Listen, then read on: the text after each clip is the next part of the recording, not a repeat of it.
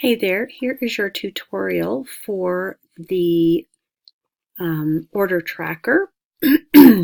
So what I've got here is my order tracker all filled out and ready to go. I have adapted mine slightly so you won't see this part on your order tracker because this is something I have an agreement with a wedding planner on, and we do these little intimate packages, but so just ignore that.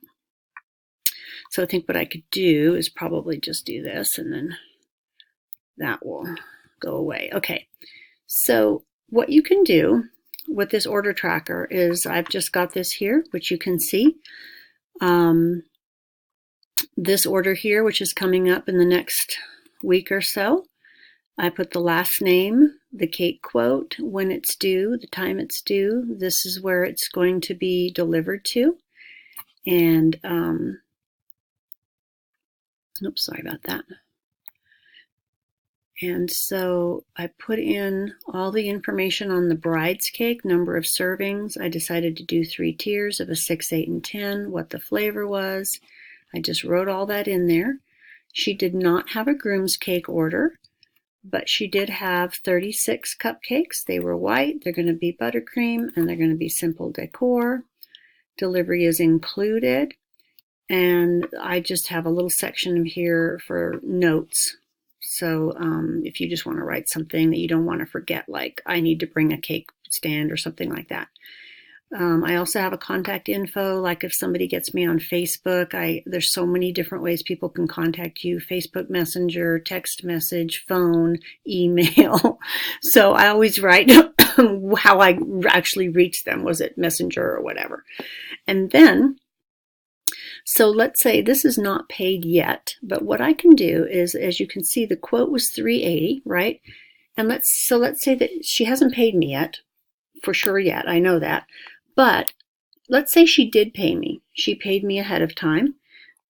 So let's put in $380 that she paid. And you will notice that that $380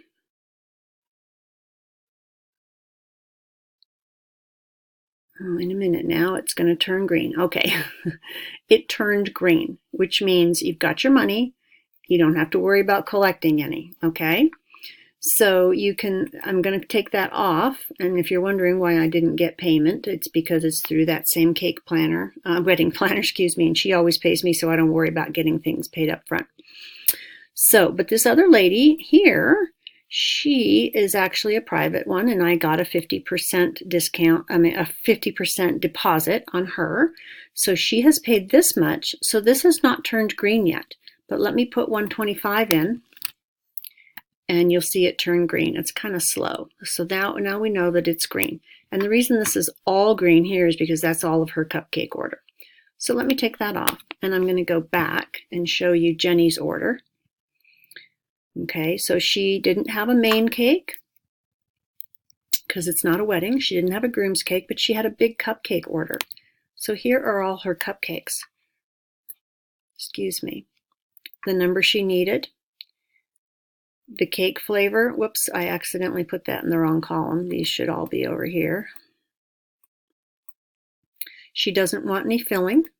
She wants these frostings. And one of them she wanted topped with raspberries, and delivery's not included. She's going to meet me somewhere. So that's that order. And I love this because it keeps track of everything. And what I really like about it is I look at this right here and I go, okay, what do I have coming up in the next week? And you can see I'm already in through June of next year. And certainly I'm going to be adding more, but these are some weddings that I've got going on. So what I really like about it is, you know, several times a week, I'll just be looking here and saying, okay, what do I got to get ready for this week? I'll usually do this on a Sunday too and make sure that I know if I have to cook something or get something ready. I just like to know ahead of time. So that's really cool. So pretty simple. And then when you're done with something, you'll see that this goes from 3 to 14. That's because I have hidden all these ones that I've already done. Now, when I want to hide something, I just right-click it, and it will say hide row. Well, it doesn't because those are already hidden, so they're not hidden anymore. So what I'm going to do is I'm going to hide all of them up to her. If I right-click it, it said hide rows 4 to 13. Okay, because they're done. They're past. I don't have to worry about them anymore. But I do want to keep them just in case I need to check something out or refer to them. So when I'm done with this one, I'm going to right click and I'm going to hide the row, and then she'll be gone. So that way you get to keep track of everything, just what's important and what's coming up, but you still have all that stuff that you did in the last year. Now for me, I do a new Cake Ninja every year, and if I get a lot of business and I'm really busy, I sometimes do 2 or 3 Cake Ninjas per year, because as you can see, well, no, you can't because it's out of the screen. You're going to have a lot of orders on here, and sometimes it's just nice to start fresh. So coming in January, you can see here that this is for my last quarter. So coming in January, I'm going to download a fresh new one that's completely clean and has nothing on it, and just start fresh. I'm going to transfer all my ingredients and all my recipes. It's very easy to do. You don't have to do that every year, but I just feel like after a while a spreadsheet can get kind of cluttered and too busy. So I like to do them at least once a year, and sometimes I'm up to 3 and 4 times a year. So just making sure that you know you can do that, because you've got a clean master like I told you to do on the instructions.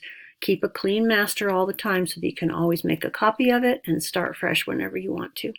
So there's your tutorial on how to use your order tracker. Please email me if you have any questions about anything. The other thing you can do, which I've done down here, is a couple of these I've just highlighted. You can, so let's say you want to highlight that one. Whoops, accidentally did that. So just highlight the row and then go up here and maybe make it like a light blue. I think that's what I've been doing. And then this one I made light blue. This one I could make light blue because it's a new one. Sorry. A new order there. And so what I have here is the default, but sometimes they have more than one thing, and it's a they have cupcakes and cakes and everything, and it takes more than one row to actually manage a whole entire order. So that's why I don't always do the highlighting, but you can do that to keep things separated. So anyway, I hope that helps you with setting up your order tracker. I think if you use this, it will really help you feel good, and you won't forget anything, which is the most important thing, because you can just be looking right here and deciding what you need to do in the next week. So talk to you later. Happy baking. Bye-bye.